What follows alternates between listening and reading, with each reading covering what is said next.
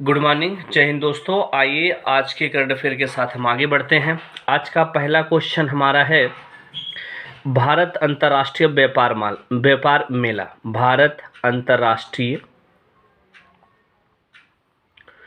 व्यापार मेला कहाँ पे आयोजित किया गया? तो भारत अंतर्राष्ट्रीय जो व्यापार मेला है ये आयोजित किया गया है नई दिल्ली में। कहाँ पे? नई दिल्ली में भैया। और बात कर लेते हैं, नई दिल्ली में आयोजित किया गया, इसका उद्घाटन किसने किया है? तो हमारे वाणिज्य मंत्री जो हैं वर्तमान में, पीयूष गोयल ने इसका क्या किया है? उद्घाटन किया है। और बात कर लेते हैं कौन सा संस्करण है ये? 41वां संस्करण, ये भी आपको याद रखना है। अब इसकी थीम मोस्ट इम्पोर्टेंट है। थीम है आपका occult for global and local for global. ये इसकी क्या है? थीम है। Occult for global and local for global इसकी क्या है? थीम है। इसमें कहाँ पे आयोजित किया गया है? दिल्ली के प्रगति मैदान में। और बात करें कि भाई साहब इसमें फोकस राज्य कौन सा है मेनली, तो इसमें जो फोकस राज्य है, दो राज्यों को चुना गया है। एक उत्तर प्रदेश अपना और दूसरा है सबसे ज़्यादा साक्षरता वाला राज्य और लिंगानुपात वाला, तो ये है केरल। बात समझ में आ गया? तो ये रहा आज का पहला क्वेश्चन। आइए दूसरे क्वेश्चन की ओर बढ़ते हैं। दूसरा क्वेश्चन की अगर आपसे बात करें, अभी हाल ही में एक महोत्सव मनाया गया है जिसका नाम है अमूर फाल्कन फेस्टिवल। अमूर फाल्कन फेस्टिवल कहाँ मनाया गया? तो याद रखिएगा ये मणिपुर में मनाया गया। ये कौन सा संस्करण है? 7वां। पहली बार कब मनाया गया था? 2015 में। ये भी आपको याद रखना है। अगर बात करें अमूर फाल्कन क्या है? एक प्रकार की बाज की प्रजाति है, सबसे लंबी उड़ान भरने वाली पक्षी है। सबसे लंबी उड़ान भरने वाली पक्षी है। ये 2 महीने तक भारत में रहती है, 2 माह भारत में रहेगी। उसके बाद फिर 2300 किलोमीटर की दूरी तय करती, एक साथ बिना रुके 2300 किलोमीटर की दूरी तय करेगी और कहाँ पहुँच जाती है? दक्षिण अफ्रीका। वो भी कहाँ पे? नवंबर दिसंबर में। बात समझ में आ गया? ये पॉइंट आपको याद रखना है। आइए कुछ और बातें करते हैं इस पे। तो ये मणिपुर में मनाया गया कौन सा फेस्टिवल? अमूर फाल्कन फेस्टिवल इंपॉर्टेंट है, 7वां संस्करण है। अभी हाल ही में एक महोत्सव और मनाया गया है जिसका नाम है बंगला उत्सव। बंगला उत्सव कहाँ मनाया गया है? तो याद रखिएगा ये मनाया गया भैया मेघालय में मनाया गया। कौन सी जनजाति मनाती है? गारो जनजाति। मेघालय में 3 जनजाति बड़ी फेमस है, गारो, खासी और जयंतिया। तो उसमें से ये गारो जो जनजाति है ये इसे मनाती है। और मेघालय की बात की, और इसमें किस देवता की उपासना की जाती है? तो याद रखिएगा उपासना की जाती है सूर्यदेव की उपासना की जाती है। ये भी पॉइंट आपको, छठ में भी सूर्य देवता की उपासना की जाती है। मेघालय की राजधानी बात कर लेते हैं। तो मेघालय की राजधानी क्या है भैया? शिलांग है। यहाँ के भाषा कौन सी है? राजकीय भाषा कौन सी है? अंग्रेजी यहाँ की राजकीय भाषा है। यहाँ के सीएम पूछ ले तो कानराड संगमा यहाँ के क्या है भैया? सीएम है। और राज्यपाल पूछ ले, गवर्नर, तो याद रखिएगा, 1 मिनट, राज्यपाल हैं बीडी मिश्रा, यहाँ के क्या हैं? राज्यपाल हैं। लोकसभा के सीटों की संख्या यहाँ 2 है, राज्यसभा के सीट की संख्या 1 है, विधानसभा के सीटों की संख्या यहाँ कितनी है? 60 है। और इसकी स्थापना 21 जनवरी को मनाया जाता है। ये पॉइंट आपको याद रखना है। तो इतनी हो गया आज के दूसरे क्वेश्चन से। आइए और आगे बढ़ते हैं तीसरा क्वेश्चन की ओर। अभी हाल ही में आपको क्या मनाया गया? क्या नाम है? कबड्डी। हाँ, कबड्डी का तिथि घोषित हो गया है। क्या? कबड्डी विश्व कप। कबड्डी विश्व कप 2025 कहाँ होगा? कबड्डी विश्व कप 2025 कहाँ होगा? तो ये चौथा संस्करण है भैया। कौन सा है? चौथा संस्करण है ये। अगर आपसे बात करें कि भाई साहब पहला संस्करण कहाँ हुआ था, पहला संस्करण कहाँ हुआ था, तो ये मलेशिया में हुआ था। और कब हुआ था, 2019 में। जीता कौन था, चाहे पुरुष कबड्डी उठा के देख लो, चाहे महिला कबड्डी उठा के देख लो, दोनों में जीता कौन, हमारे देश के छोरा और छोरी ने जीता। बात समझ में, मलेशिया में। दूसरा और तीसरा कहवा काहे नहीं पढ़ावत है, दूसरा तीसरा डेट नहीं फिक्स हुआ, कहा बताई थी, लेकिन चौथा संस्करण का डेट फिक्स हो गया है। ये इस स्थान कहाँ पे होगा, तो याद रखिएगा चौथा जो होगा ये इंग्लैंड में होगा।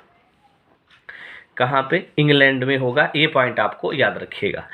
वर्ल्ड कबड्डी फेडरेशन के अध्यक्ष पूछ ले, वर्ल्ड कबड्डी फेडरेशन के अध्यक्ष, वर्ल्ड कबड्डी जो फेडरेशन के अध्यक्ष हैं इनका नाम है अशोक दास, ये पॉइंट आपको याद रखना है।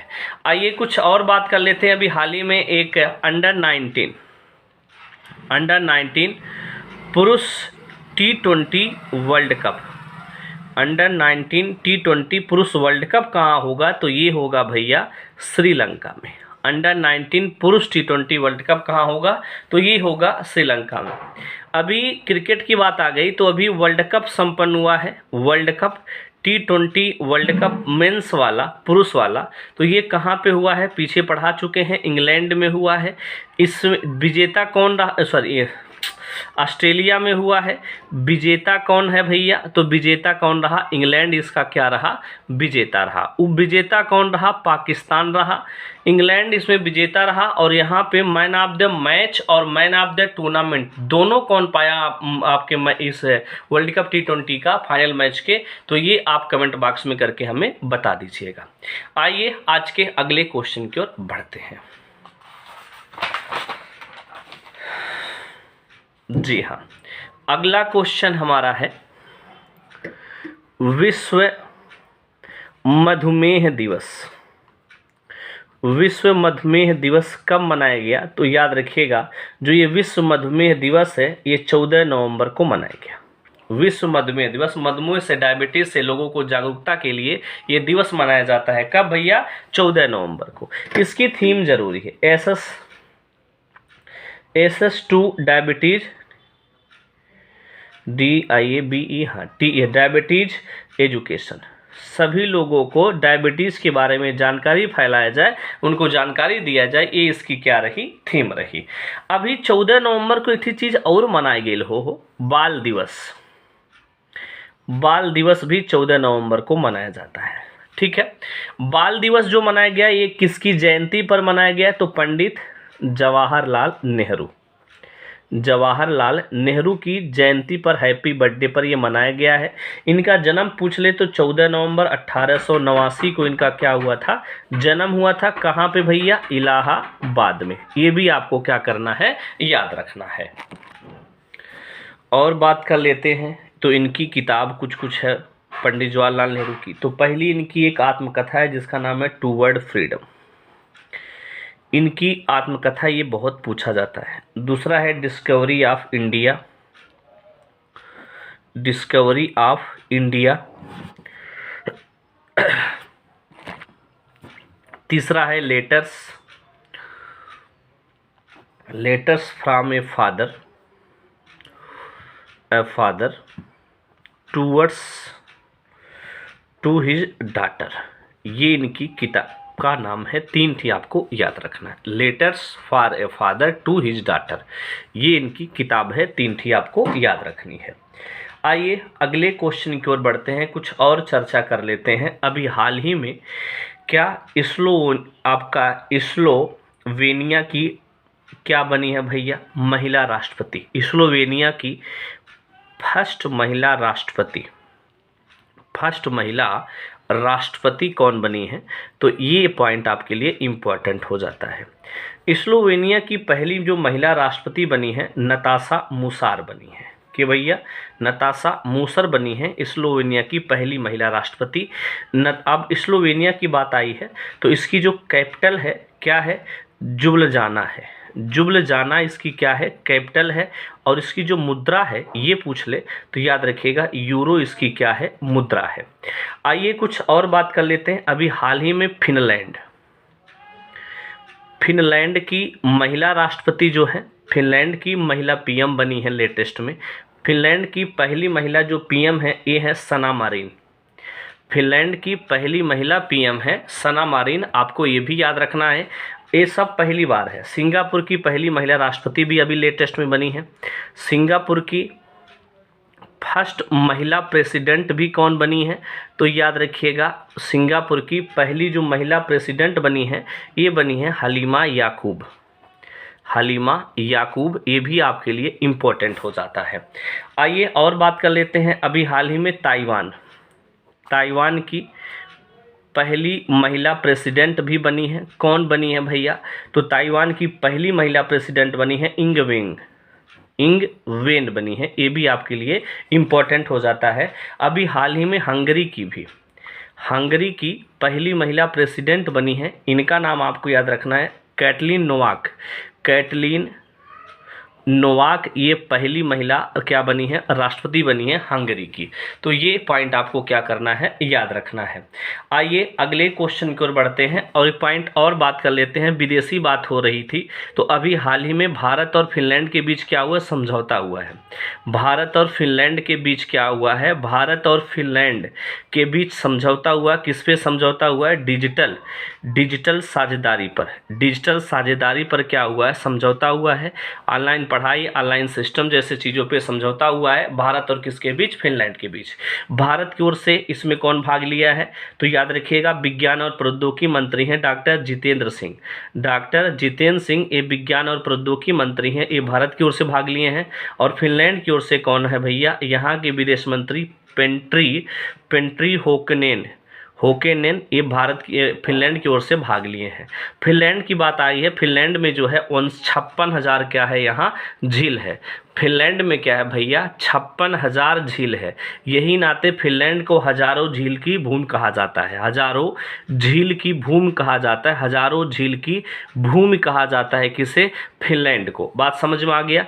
फिनलैंड की राजधानी क्या है, कैपिटल क्या है, तो याद रखिएगा हेलसिंकी। ये फिनलैंड की क्या है, राजधानी है। यहाँ की मुद्रा क्या है, यूरो है। और यहाँ की जो आपका अभी बताए यहाँ की महिला पीएम कौन है, तो याद रखिएगा सना मारिन। यहाँ की क्या है, महिला पीएम है। ये पॉइंट आपको याद रखना है। आइए अगले क्वेश्चन की ओर बढ़ते हैं, कुछ और चर्चा करते हैं।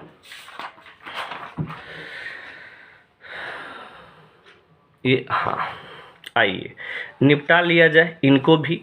तो अभी हाल ही में एक पॉइंट आपको याद रखना है, सलम मुक्त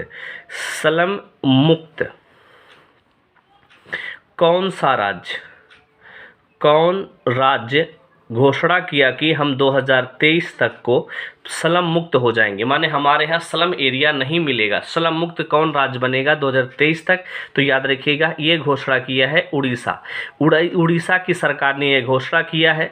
तो उड़ीसा की बात कर लेते हैं। तो उड़ीसा की राजधानी क्या है, भुवनेश्वर। उड़ीसा के सीएम नवीन पटनायक। कौन है भैया, नवीन पटनायक ने ये कहा कि हम 2023 तक क्या हो जाएंगे, स्लम मुक्त एरिया बन जाएगा हमारे यहाँ। यहाँ के राज्यपाल कौन है भैया, गणेशी लाल यहाँ के क्या हैं, राज्यपाल हैं। ये भी आपके लिए इम्पोर्टेंट हो जाता है। और बात कर लेते हैं, अभी उत्कल दिवस कब मनाते हैं, उड़ीसा का नाम उत्कल है। तो उत्कल दिवस कब मनाया जाता है, 1 अप्रैल को उत्कल दिवस मनाया जाता है।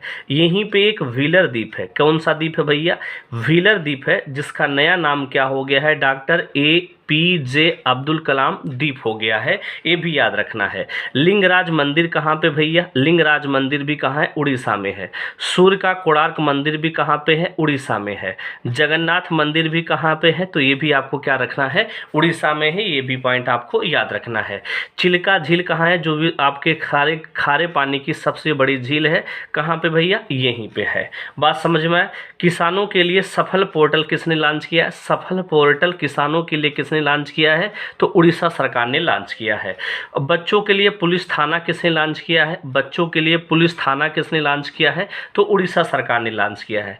आपदा प्रबंधन योद्धा किसने, आपदा प्रबंधन योद्धा किसने लॉन्च किया है, तो ये भी आप क्या बताएंगे, आपदा प्रबंधन योद्धा भी किसने लॉन्च किया है, उड़ीसा की सरकार ने लॉन्च किया। ये पॉइंट आपको क्या करना है, याद रखना है। ये पॉइंट इंपॉर्टेंट हो गया। आइए आगे बढ़ते हैं, अगले क्वेश्चन की ओर बढ़ते हैं। अभी हाल ही में टी20 अंतर्राष्ट्रीय मैचों में टी20 अंतर्राष्ट्रीय मैचों में सबसे ज़्यादा मैचों में सर्वाधिक रन बनाने का रिकॉर्ड किसके पास है? सर्वाधिक रन किसने बनाया? तो टी20 अंतर्राष्ट्रीय मैचों में सर्वाधिक रन किसने बनाया है? तो याद रखिएगा विराट कोहली ने। विराट कोहली ने सबसे ज़्यादा अंतर्राष्ट्रीय क्रिकेट रन टी20 में बनाने वाले बल्लेबाज बन गए। कितना? 4000 प्लस रन इनका हो गया। ये पॉइंट आपको याद रखना है। और बात कर लेते हैं टी20 वर्ल्ड कप की। टी20 वर्ल्ड कप कौन जीता? इंग्लैंड जीता है। कहाँ पे हो रहा था? ऑस्ट्रेलिया में हो रहा था। किसको हरा के जीता है? पाकिस्तान को हरा करके जीता है। ये पॉइंट आपको याद रखना है। कुल टोटल 16 टीमों इसमें क्या की थी? भाग ली थी। बात समझ में आ गया। अगर बात करें टी20 रैंकिंग की, बात करें टी20 रैंकिंग में सबसे पहले नंबर पे कौन है? सूर्य कुमार यादव टी20 रैंकिंग में सबसे पहले नंबर पर हैं। ये पॉइंट आपको याद रखना है।